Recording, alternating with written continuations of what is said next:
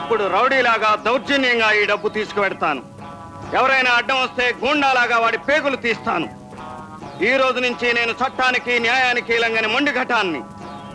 నేను డబ్బు తీసుకువెళ్ళానని కేసు పెట్టావంటే నిన్ను మద్దతు చేస్తాను. నా వెనక పోలీసులను పంపావంటే ఈ డబ్బుతోనే నీ కీర్తిని తగలబెడతాను.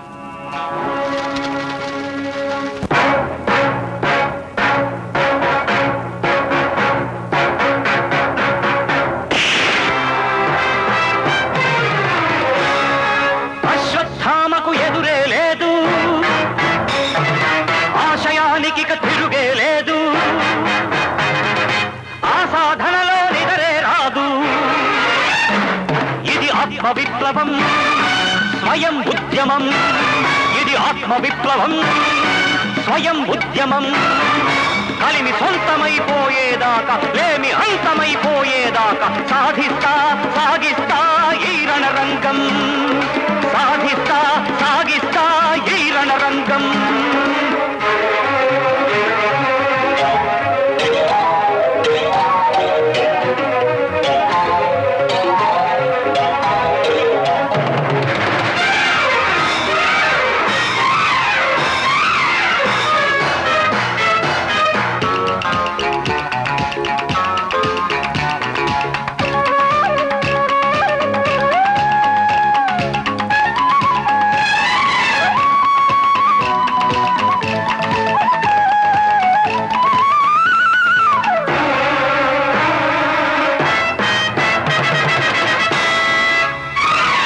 సగటు మనుషులై జీవించే ఈ సాటి మనుషులకు ప్రాణాలిస్తా.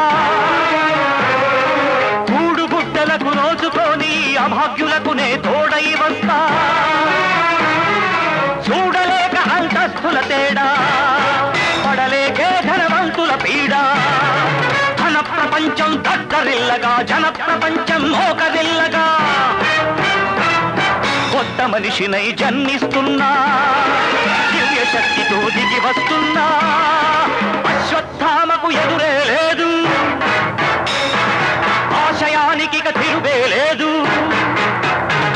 ఇది ఆత్మ విప్లవం, స్వయం ఉద్యమం.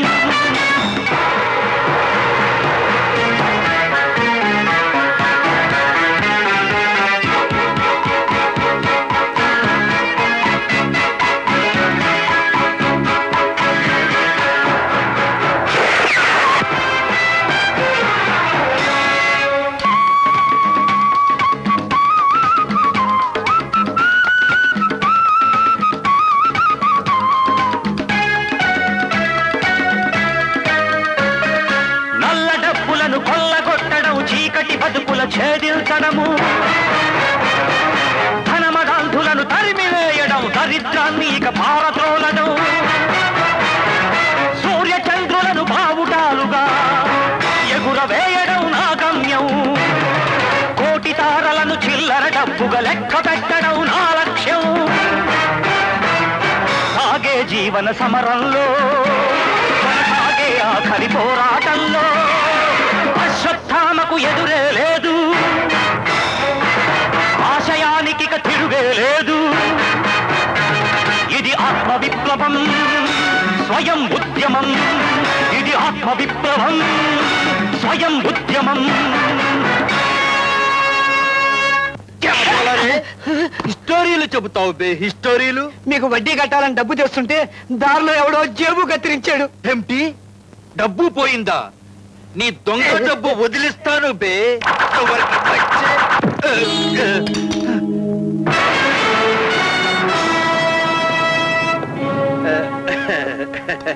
దండాలు బాబు. మీరా అశ్వత్థామాజీ, వాణ్ణి కొట్టబోయి నన్ను కొట్టారా సాబ్? వాణ్ణి కొడుతున్న నిన్నే కొట్టాను. హఠాత్తుగా నా మీద దయగలిగిందేమిటి సాబ్? నా ఇల్లు పావనం చేశారు. నీ ఇల్లు పావనం చేయటానికి రాలేదు, నీ డబ్బు క్షౌరం చేయించడానికి వచ్చాను. జీహా, నేను వెంకటేశ్వర స్వామి గుడి కట్టించాను. పాపాత్ములు 7 కొండలెక్కి కానుకలు ఇవ్వలేకపోతున్నారని నేను ఇక్కడే స్పెషల్ హుండీ తయారు చేయించాను.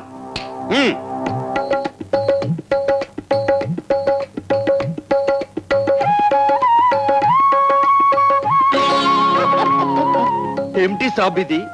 పట్టు పంచెలు. పాప పంకిలమైన నీ శరీరాన్ని ఈ పట్టు పంచెలతో పునీతం చేసి నీ చేత 10 లక్షల కానుక వేయించబోతున్నాను. 10 లక్షలు? అంత డబ్బు మేము కానుకగా ఇవ్వాలేము సాబ్.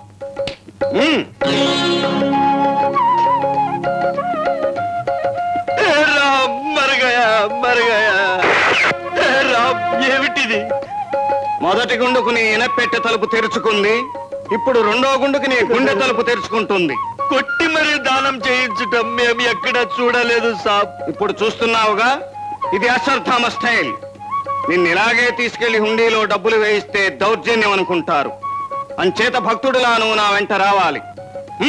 పట్టు పంచ కట్టండి. రామ్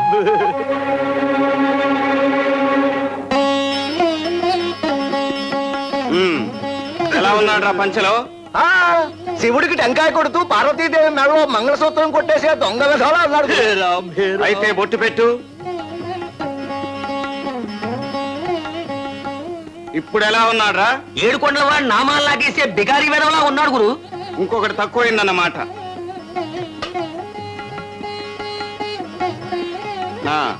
ఇప్పుడు ఎలా ఉన్నాడ్రా?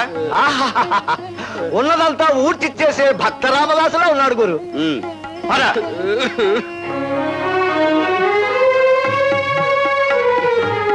కుండీలో వేయి.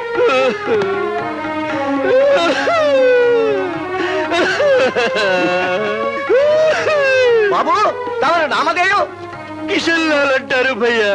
వడ్డీల కిషన్లాల్, వడ్డీల కిషన్లాల్.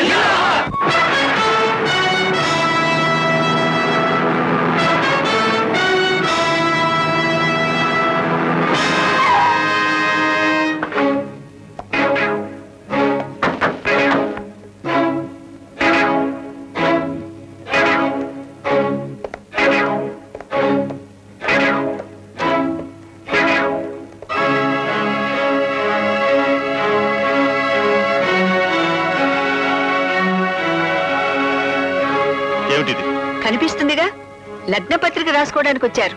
నిన్నేం అడగలేదు. అర్థం కాలేదేమోనని చెప్పాను. శంకరం గారు, ఇప్పుడు నా దగ్గర అన్నీ ఉన్నాయి. ఆస్తి, అంతస్తు, ఐశ్వర్యం అన్నీ. ఒక్కటి తప్ప, అంతరాత్మ. దాన్ని అమ్ముకునే ఇంత పెద్దవాడినయ్యాను. నువ్వు పెద్దవాడివైనా పేదవాడివైనా నీతో మాకు వీలు పడదు.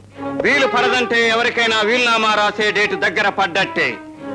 ఆఫ్ కోర్స్ మీకు కాదు. బెదిరిస్తున్నావా? చూడండి, ఇది మా అబ్బాయి ఆస్తి అని 1 రూపాయి మీరు అక్కడ పెట్టండి. దాని మీద నేను 100 రూపాయలు పెడతాను. అయినా నా వ్యక్తిగత జీవితం కారణంగా ఈ పెళ్లి మీకు ఇష్టం లేకపోతే ఇదిగో దస్తావేజు, సంతకం చేసే తీసుకొచ్చాను. ఈ ఐశ్వర్యం దౌర్జన్యం కారణంగా నేను సంపాదించడం వల్ల నాకు చెల్లదు. ఇది పేదలకే అని రాసిచ్చిన దస్తావేజు. తీసుకుని పెళ్లి చేయండి. లేదు, అనుక్షణం నువ్వు నా జీవితంలో ఎదురు తిరిగావు, నా పరువు తీశావు, నన్ను తలెత్తుకు తిరగకుండా చేశావని బాధపడుతూ ఆ బాధతో నా చెల్లెల్ని ఇంటి కోడలుగా తీసుకురావడానికి ఇష్టపడకపోతే ఇదిగో తెల్ల కాగితం మీద సంతకం చేసి తీసుకొచ్చాను. దీనిలో మీ ఇష్టం వచ్చిన కేసు రాసుకున్నాను జైలుకు పంపించండి. వీటిలో ఏ మార్గానికైనా నేను రెడీ. కానీ మీరు మాత్రం నా చెల్లెల్ని ఈ ఇంటి కోడలుగా తెచ్చుకుని తీరాలి. నాకు మీ సమాధానం కావాలి. సమాధానం నేను చెప్తాను. వినయము మంచితనమే కట్నంగా నీ చెల్లెల్ని మా ఇంటి కోడలుగా తెచ్చుకుంటాను. నువ్వు అక్రమంగా సంపాదించిన ఆస్తిని పేదలకు పంచివ్వాలి. ఇదిగో దస్తావేజ్. ఆగండి, ఈ పెళ్లి జరగటానికి వీల్లేదు. ఎందుకు వీల్లేదు? నేను బియ్యం పొందే ఇంటితో నువ్వు బియ్యం పొందడానికి వీల్లేదు. నేను బియ్యం పొందాక ఇక నీతో కయ్యమే. నువ్వెక్కడ బియ్యం పొందుతావు? పొరపాటు. ఈ SSS కి ఎప్పుడు ఎస్సే. వీరు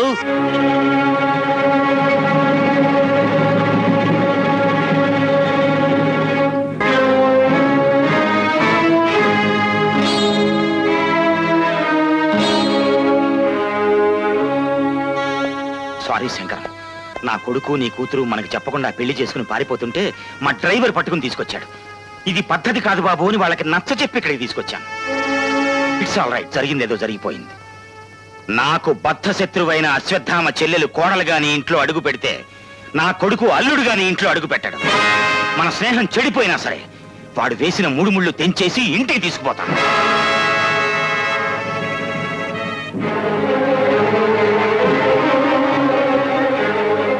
మీరిద్దరూ లోపలికి వెళ్లి పెద్దల ఆశీర్వాదం తీసుకోండి.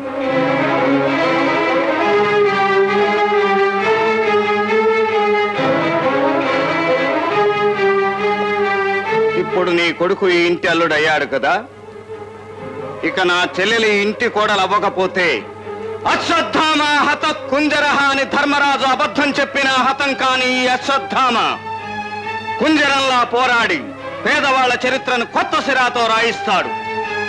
This is my